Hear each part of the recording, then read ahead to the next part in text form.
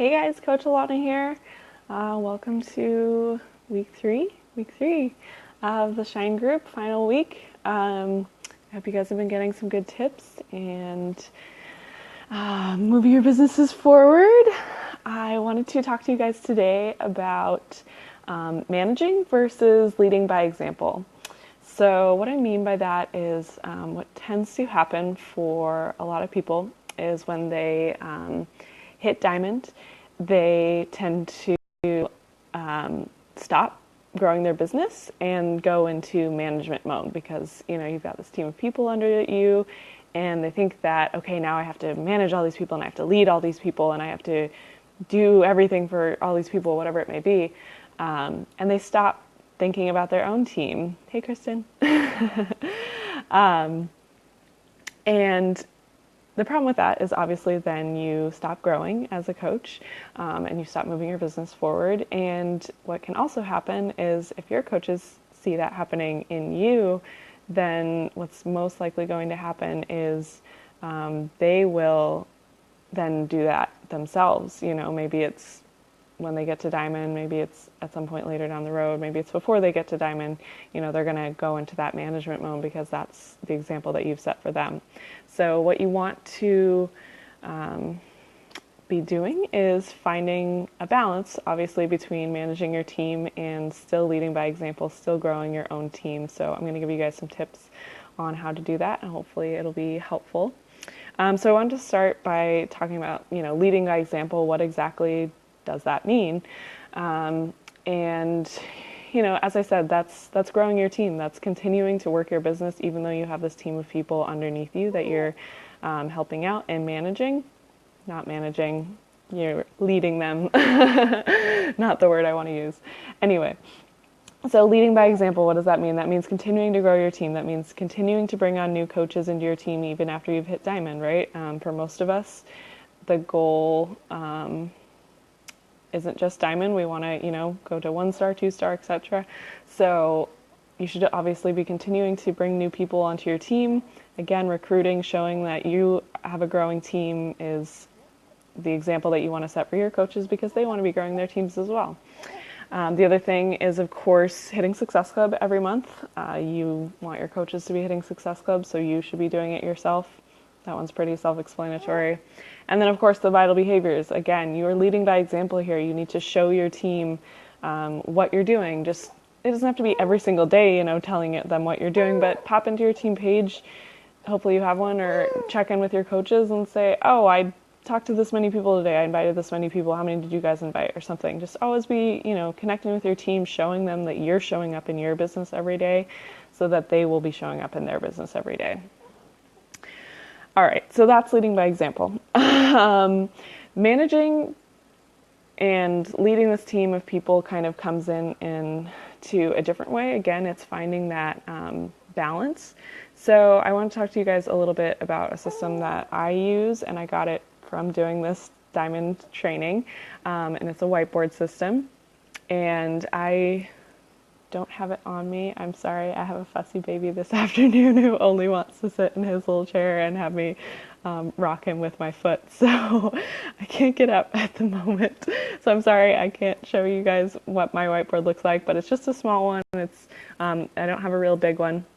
And I have it divided into a couple of different sections. So one section is I have my coaches, and I have written down, obviously all their names, and my builder coaches anyway, obviously not my discount coaches.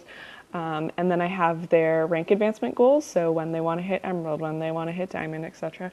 And then I have where they're at for Success Club points for the month. So I, look in my back office every single day to look at my downline and see what's going on with them, see who, is showing inactive and why, so I can check in. And then obviously looking at their Success Club points. As far as, their rank advancement goals, obviously you need to be talking to your coaches and figure out what their goals are and, so when they want to rank advance. Okay, and then another section that I have are basically my current conversations with people and what's going on. I keep a list of people that I've talked to, as on my computer and Excel, and what programs we're talking about. And Yes, Kristen, I will post a photo of it later. Anyway, so then I have, my list of people that I'm talking to, names.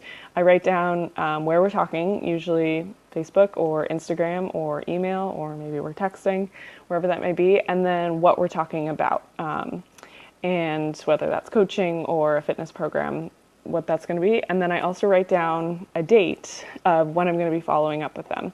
So for me, I always mark down 2 days after our last contact to follow up. So if we spoke, on a Wednesday, then I'm going to write down Friday's date and go from there. Obviously, if your conversation is progressing over a couple of days, then that date's going to keep changing. That's why I use a whiteboard, because it's super easy. Just erase it, rewrite it in, all those things.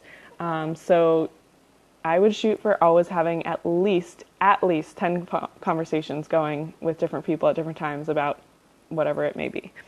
And then for me, the third section that I like to have on that whiteboard is kind of my to-do list of different things that I want to get done beyond, obviously, the regular, inviting and adding to my network and all that stuff.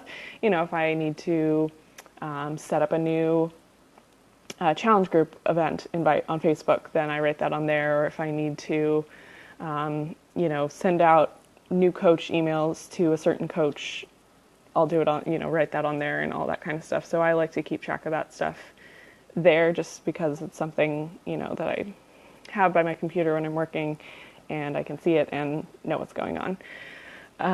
So that's my whiteboard system. I find that helps me keep on track of, again, what I have going on, but also what's going on with my team. So I'm not only focusing on my business and what I've got going on and completely abandoning my team, but, I'm also not only focused on them and what they have going on and still working on myself. So again, it's finding that balance, finding what works for you. Another thing that you can do, if you feel like you're really on top of your business, you've got that covered, and maybe you just need some better perspective or better thinking about how to be leading your team, is creating basically a vision board for your team. So again, this is going to require sitting down and having conversations with your team. Hopefully when they got started, you figured out their why and talked to them about their why and all that. But, you want to create a vision board for each of your coaches and put their picture up there or something, and some things that they have told you about why they want to do this, some of their goals, what their plan is for their business, what they want from this business. You could write down, what their rank advancements goals are, how much money maybe is a goal for them to make. Maybe starting out, they just want to make $100 a month, whatever that may be. Sorry if you guys just heard the baby farts. Oh man, gotta love live video. Okay. So anyway, a vision board for your coaches. That way, you can see what's going on with them. You've got your own business handled, you've got your business activity tracker, whatever tracker you're using, but then you also have, at your desk or wherever you like to work, this vision board for your coaches. So you can see what their goals are, what they want. Keep that in your mind, when you're having conversations with them. Maybe if you feel like, someone's kind of losing touch, and you can reach out and be like, hey, I remember all these goals that you told me and your why and all this stuff. And it helps you kind of help them stay engaged in their business and continue moving forward, which is obviously the goal. So those are honestly my biggest tips. Again, it's, find out what works for your coaches, because everyone's different, right? And I don't want to get too rambly with this, but every coach is going to be motivated by different things. They're going to be they're going to respond to you in different ways. And some coaches are going to respond really well when you are checking in with them every single week, and they're motivated by, shout outs or Success Club points or awards or whatever it may be. But every coach is different, and I think it's important to really get to know your coaches and find out what drives them, what's going to keep them engaged in their business, and help them be the best coach that they can be, because that's what you're there for as their leader, as their upline coach, is not to do their business for them or, push them to things that they don't want. Is just to be there to support them and to help them, be the best coach that they can be. I think that's the most important thing. So my call to action for you guys is to share below the comments of this video. Share what you're doing right now as your system. Do you have a system for keeping track of both your business and your coaches? I hope most of you are at least using some kind of tracker. So I'd say obviously that's probably part of your system, but share, if you got a different system that's working really well for you, share about that. And if you don't have a system for keeping track of your business and your coaches, then what are you going to do? Is something that I've shared today really sound like a good idea to you? What are you going to change that's going to help you to keep track of both your coaches and your own business? So comment below if you guys have any questions. Please share your system and what you're doing or what you're going to do if you haven't been doing it already. All right, thanks for tuning in. Baby stayed quiet the whole time. I can't believe it. Okay, have a good day, guys.